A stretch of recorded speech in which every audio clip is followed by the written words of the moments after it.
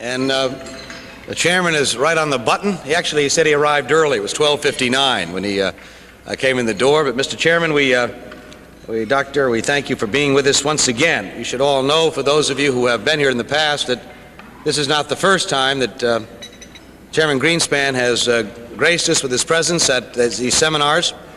And so we're doubly delighted that we treated him so nicely the last time that he didn't express his reluctance about showing up here for another one of these events.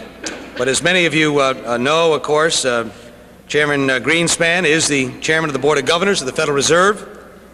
In his capacity, he also serves as chairman of the Federal Open Market Committee, the system's principal monetary policy-making body.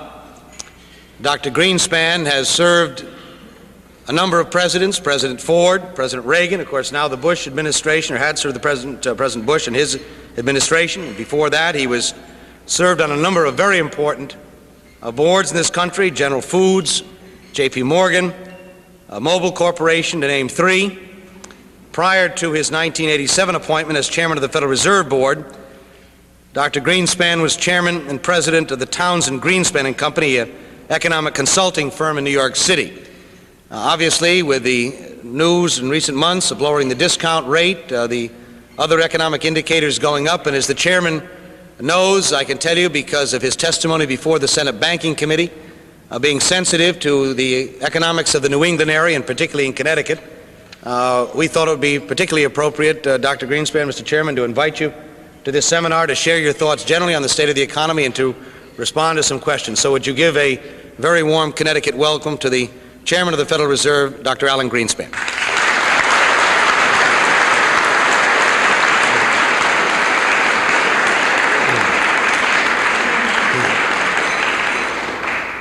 Well, thank you very much, Senator.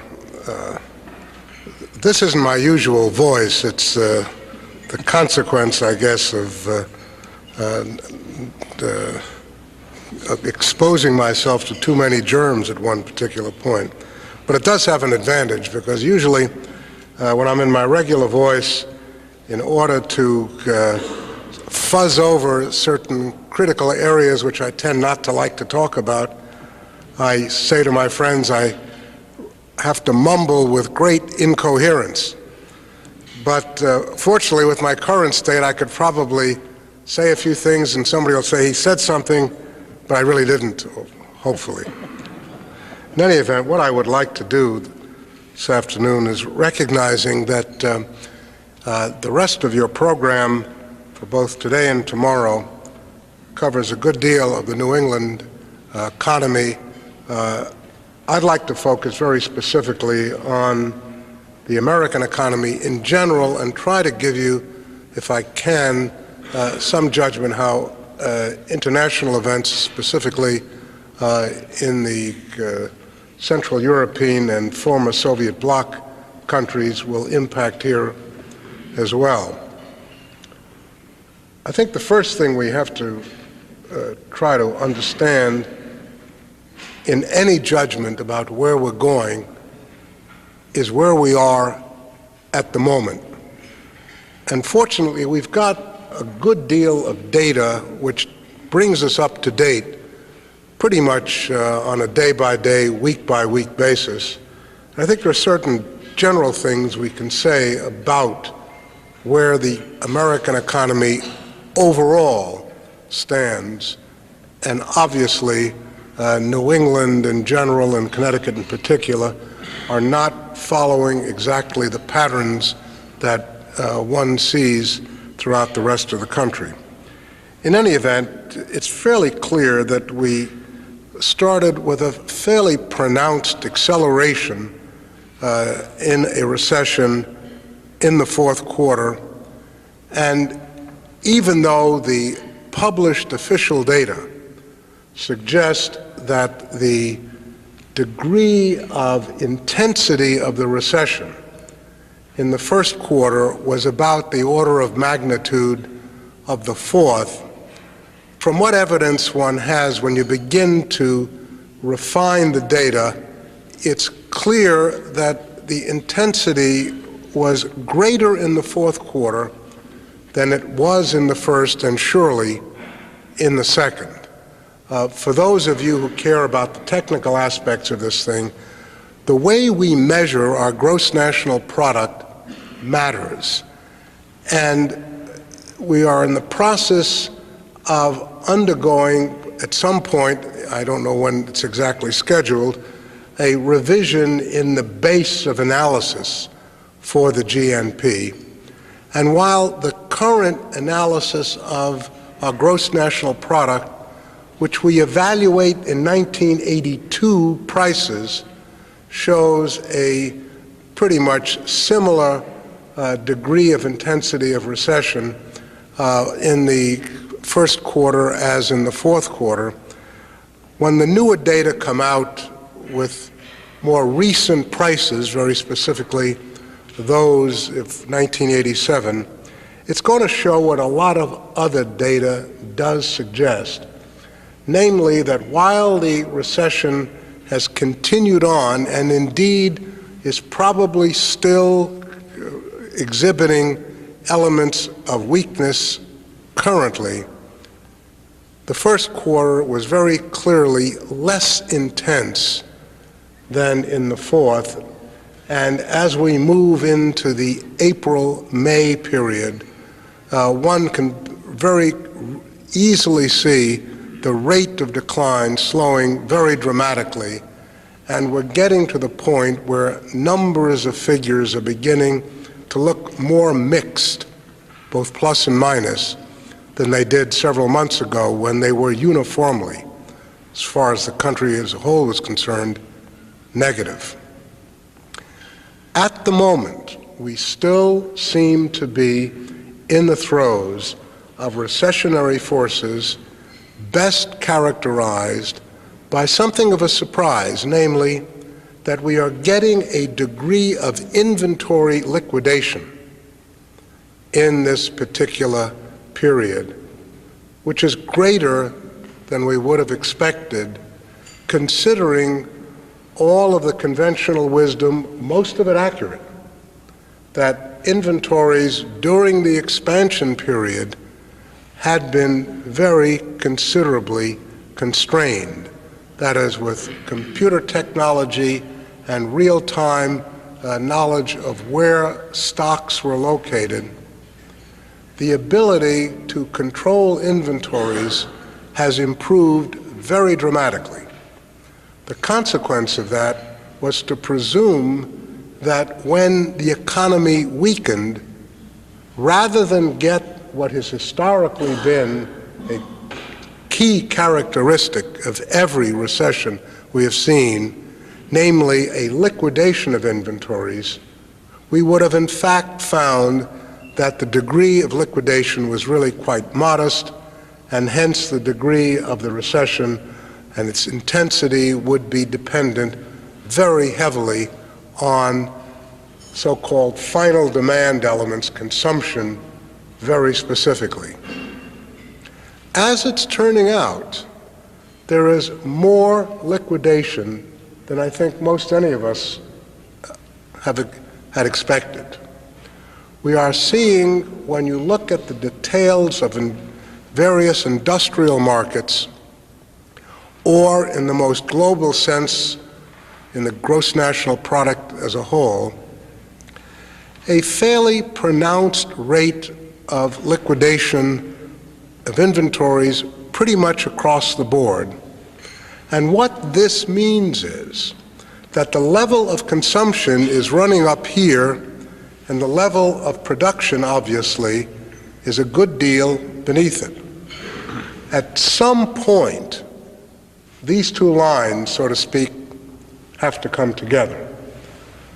The conventional wisdom, and it's a wisdom which I must say I subscribe to, suggests that the probability is much higher that what is going to happen is that the production levels are going to start to bottom and start to move up towards consumption levels as the level of inventories begins to pinch. Because it is clear that if we had inventories under control in the expansion phase of the economy, and we are liquidating now, there is a obvious downside level beyond which one can't go.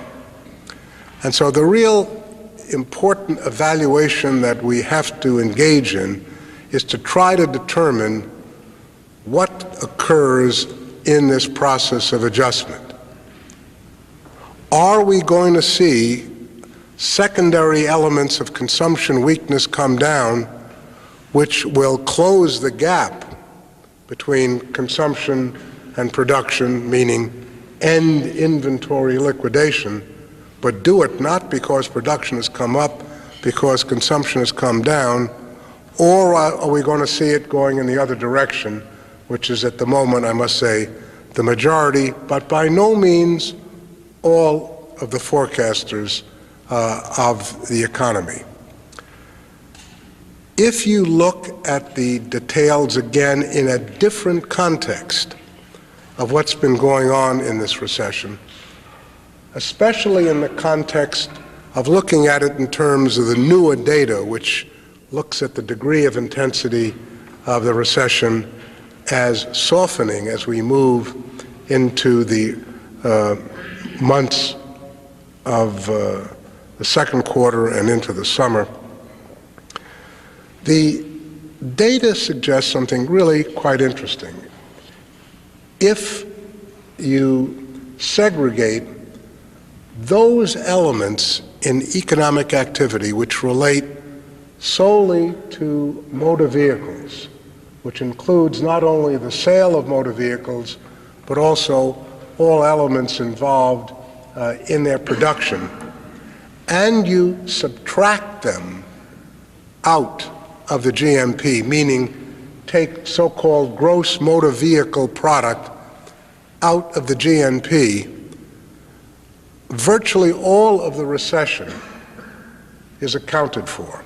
All exports have been going up, residential construction going down, capital investment down a bit, but net on balance, the negative GNP that we have seen, the decline, I should say the negative growth, so to speak, the decline in GNP in the fourth and the first quarter is wholly accounted for, or almost wholly accounted for, by the weakness that we've seen in the motor vehicle industry. And if you subtract that out, you've gotten pretty much of a stable economy, one which is operating below capacity, obviously, but clearly not one that is deteriorating.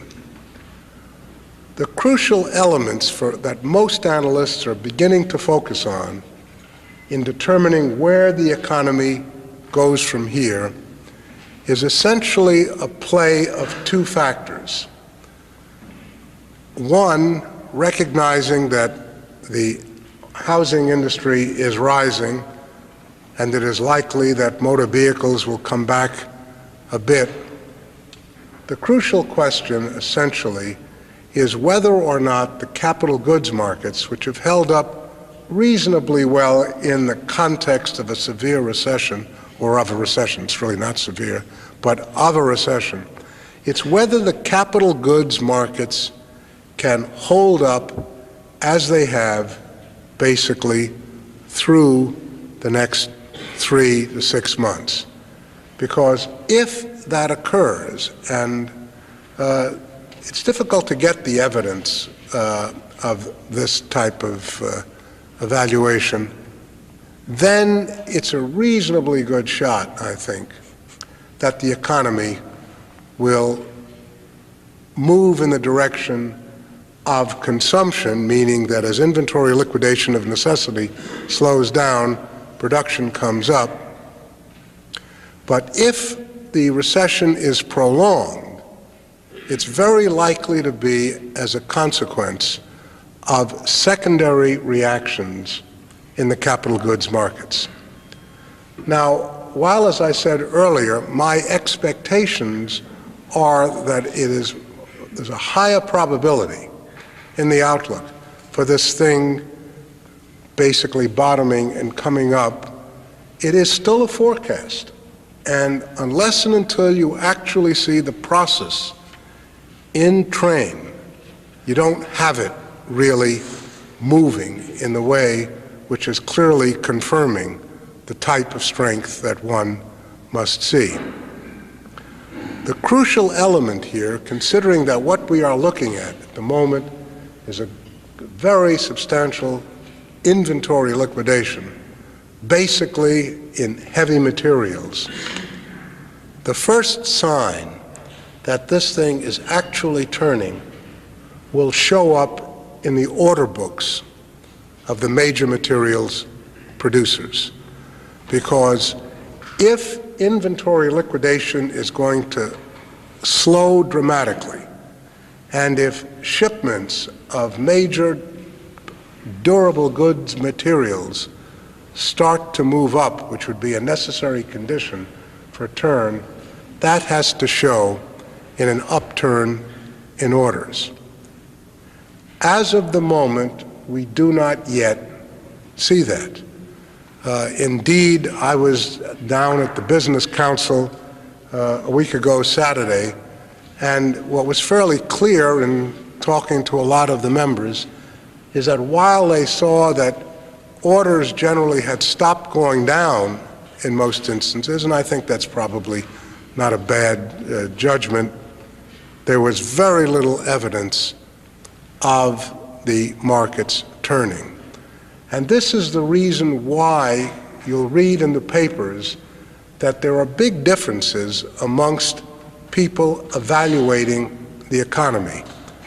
On the one hand, there are those who are forecasting that the turn is close at hand, which is based on valuation of the various different elements which I've discussed so far. And then there are others who are looking at their data book, and they say, their order book, and they say, well, nothing has happened yet. But both can be right, because it doesn't follow that you, of necessity, need the order books showing considerable strength at this stage to make the first forecast that a turn is in hand confirmed. And the reason, essentially, is the evidence suggests that at the bottom of a business cycle, orders tend to be what we say coincident with the turning point, meaning that it doesn't have very much in the way of lead times. Everything turns simultaneously. We haven't arrived at that point yet, but I certainly can say that the evidence which is accumulating, especially on the extent of the inventory liquidation at this stage, is at least not inconsistent with that. Before I end, let me just say a few things about other elements that are affecting the economy. Obviously, there is the credit crunch, which you specifically must be acutely aware of and are.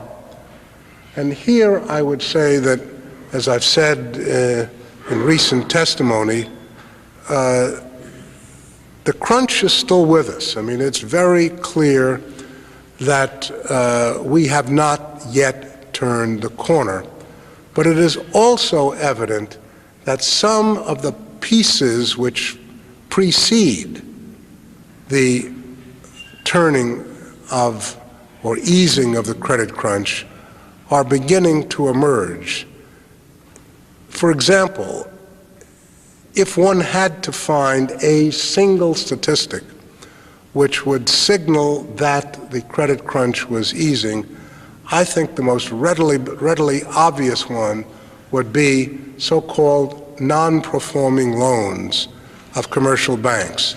Because if the credit crunch is basically definable in terms of the fear on the part of commercial banks that they will have inadequate capital to meet their funding requirements,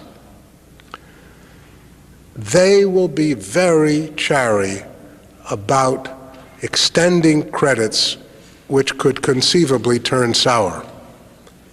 And that's what we are observing. We're observing a pulling back a concern about the quality of the credit that they may be extending. In recent weeks, there is some increasing evidence that even though non-performing loans in the aggregate have not turned down, indeed they're still edging up, they're edging up at a pace less rapidly than previously, but more importantly, less rapidly than the bankers themselves had projected. And if the economy begins to turn, and increasing evidence that non-performing loan experiences are falling short of the fears and expectations of the bankers, then you will begin to see some willingness to increase lending, because the threat to the capital position of the banks will have eased. But that clearly is a forecast of what will happen. It is not yet in place. The data that we collect and the observations that we make still say to us that the credit crunch is in place. It's probably not getting worse any longer, but we do not have any firm signs that it is easing. Finally, just let me say a few words about the fact that while Connecticut depends on the United States as a whole, clearly the outlook for the United States is not independent of what's going on in the rest of the world, what's going on in Europe and in Japan, and very specifically in Eastern Europe, where clearly the deterioration that has occurred is something which we have to be very cognizant of in evaluating world trends, because even though they are in a certain sense isolated from the market, from the economies, the market economies of the West, in a sense that they are not fully integrated and cannot be until infrastructure is built up. What goes on in Eastern Europe is quite relevant to what goes on in the rest of the world, because clearly there's a very large amount of capital investment that's going to have to be made in those countries to build them up, to bring them into an integrated world market economy. And a lot of the numbers we see in the United States, for example, are increasingly reflective of our export stance. Whatever one may say about this recession, the share of industrial output, which has been going to exports, which has been going up fairly steadily before the recession took hold, has continued to move up, if anything, at an accelerated pace, because clearly export markets have been holding a much better basis than have domestic markets during this recession. And where that pattern evolves is going to depend not only upon how events occur in the United States and in Western Europe and in Asia, but also in the emerging economies of Central Europe, which had previously been extraordinarily suppressed by centrally planned types of control structures, which have done more damage than I think any of us had any reason to believe was actually going on there. Senator, I'm running out of time, so why don't I just stop and open up for whatever questions I can. And as I said in the beginning, if I sound, so my voice is leaving me, you can't be sure whether it's purposeful or not. Thank you very much, Mr. Chairman. Questions from our audience? Yes. Why don't you stand up and we'll identify ourselves? I'm Dwight Schweitzer. I'm a lawyer from Hartford. I think a case can be made that, at least as New England and other impacted parts of the country, that In fact, it's the controller of the currency that's setting monetary policy and not the Fed. And I'm wondering if the Fed can do anything to reverse that trend and focus resources in those areas of the country that are in fact suffering from what we consider to be an unduly harsh regulatory climate. Well, I think that we have all been concerned about the impact that has occurred as a consequence of what had been obviously, certainly in retrospect, fairly lax lending standards pretty much throughout the country in the mid-1980s. And as we came off them, and I think fortunately, the very early stages of pulling back, and indeed, as far as I was personally concerned, even when the first signs of the credit crunch began to emerge in the first half of 1990, I thought was healthy, not something which we should in any way try to divert.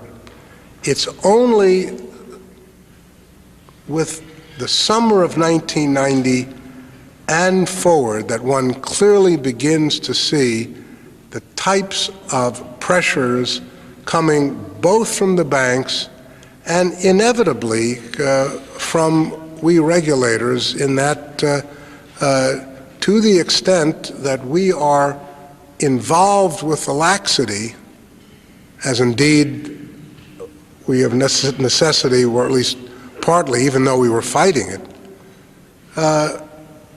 we tend to pull back as well. It's that concern which led the regulators in early March to promulgate a series of notions to the underlying regulatory staff to make certain that what we don't do in the regulatory area is to be excessively easy on the top, then excessively restrictive on the bottom, and indeed exacerbate the business cycle. It's not an easy thing to do because we're dealing with human nature, and that's tough to flatten out. But I think it is appropriate for the regulatory system to try to be more responsive to non-cyclical events and try to have consistent policies. I think, frankly, it would be a mistake if we became unduly undergone excessive forbearance, or even any forbearance at this stage right here, as indeed I would believe it would be a mistake to be exceptionally overly restrictive on the top. I think it's important for us to try to find a way in which we get rational standards which basically are neutral with respect to economic activity. I'm not saying that is easy, but I think that is something which all of us have agreed upon and hopefully will eventually arrive at. Come back over here. Yes, ma'am. Chairman Greenspan, I'm Kathy Val from the beautiful town of Ridgefield, Connecticut. I'm interested in finding out if you feel there are any other issues or trends that happen to be affecting the economy right now. For instance, the environmental issues in regards to waste management and recycling. You talk about the reduction of inventory. Do you see that impacting, for instance, the plastics industry? Do you feel that there's anything happening that is encouraging manufacturers or municipalities, for instance, to take fewer risks, to cut back on investments, to reduce inventories? You know, actually, the evidence that we have is to the contrary. The areas where latent strength remains in the capital goods markets in this recession are in process controls and other forms of equipment directly or indirectly related to meeting environmental requirements. So I would say, if anything, what we're finding is probably that element of the market is less cyclical, and in that respect is probably flattening out the business cycle in part.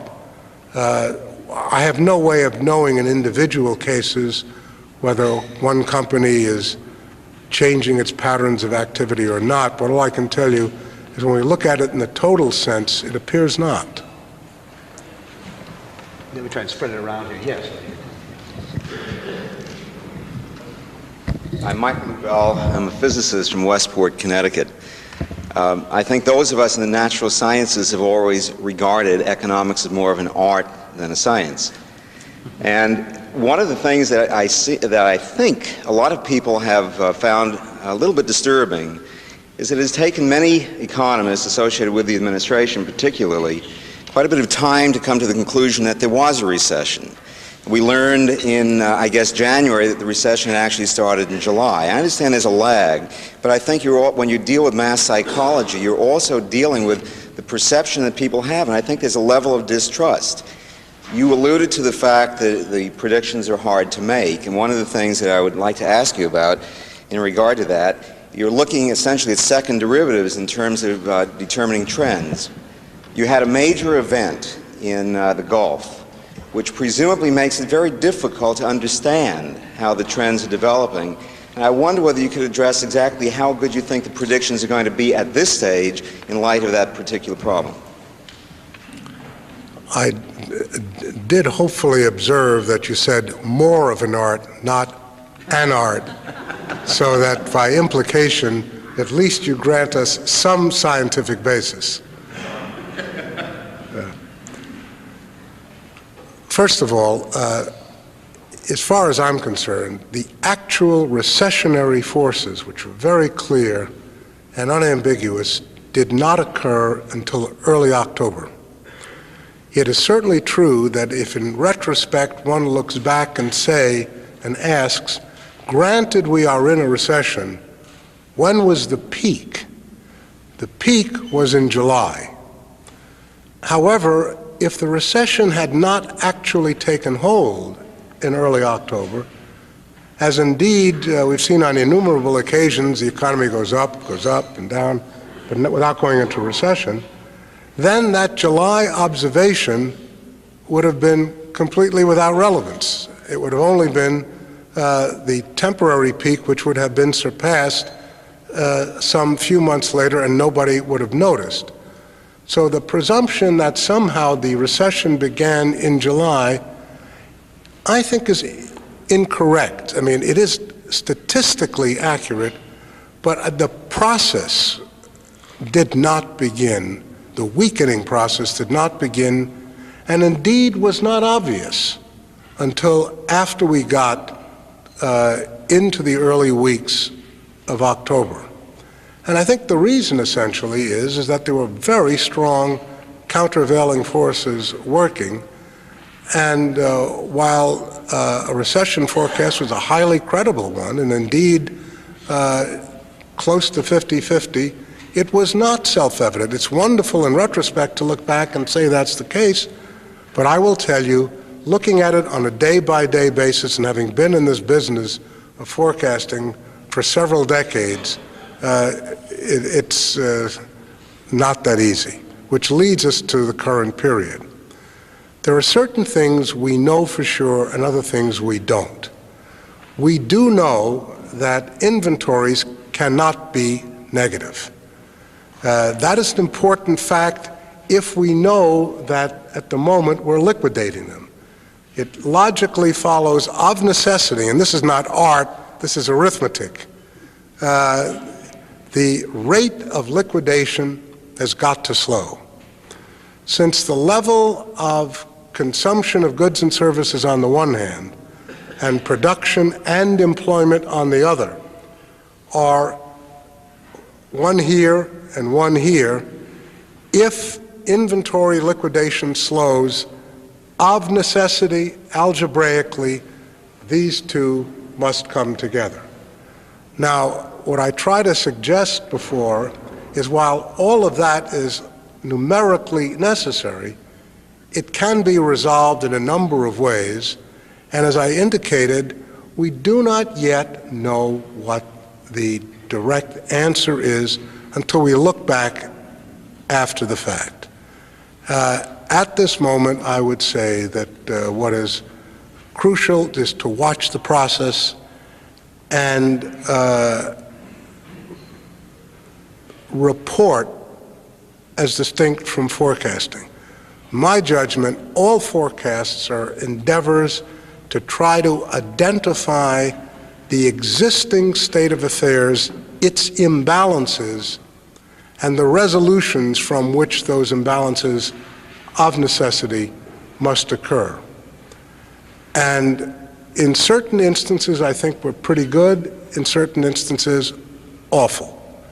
I would prefer to characterize the current period about to emerge as the former rather than the latter, but again, that is a forecast as well.